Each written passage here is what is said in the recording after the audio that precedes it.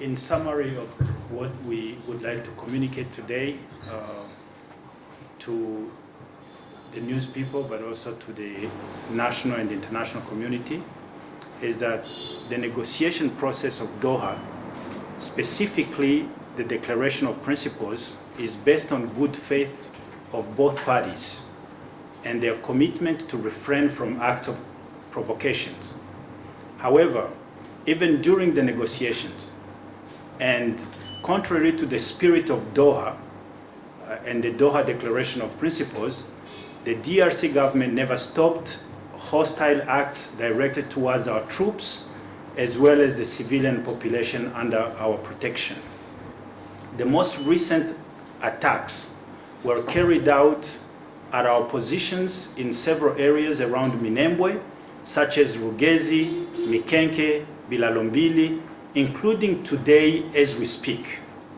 The government of Kinshasa has also ramped up political prosecutions targeting individuals, such as the ongoing sham trial of former President Kabila in Kinshasa. The fact that the Kinshasa government is targeting a former president for alleged association with the AFC undermines its commitment to release all the people arbitrarily detained under the pretense of their association with AFC, M23, and Twirwaneho in accordance to the Doha Declaration of Principles. Such a decision is revealing as to why the government is not implementing the confidence-building measures agreed in Doha. The government cannot pretend to be negotiating peace with IFC and at the same time unleash prosecution of those perceived or suspected to being close to AFC. The government is not releasing hundreds of individuals detained for several years under the pretext of being close or associated with AFC. It is instead arresting more.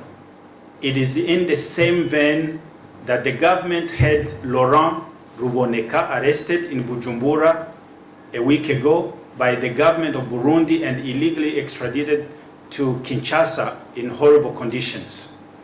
This practice is a consistent pattern of the Kinshasa government to sign agreements and undermine them or bluntly violate them. The AFC reserves its right to counter such attacks and provocations and will firmly and appropriately respond, which would have consequences to the Doha process. While we appreciate the quality of the mediation we are getting from the Qataris and the Americans, as well as the level of commitment, their commitment to the peace in DRC, we regret the lack of commitment from the DRC government. And as of this morning, we have sent an official letter to the mediation in Doha, as well as to all observers, stating our indignation and our rights to defend ourselves and those under our protection. We remain committed to the peace process, but also have the unalienable right to defend ourselves. Thank you.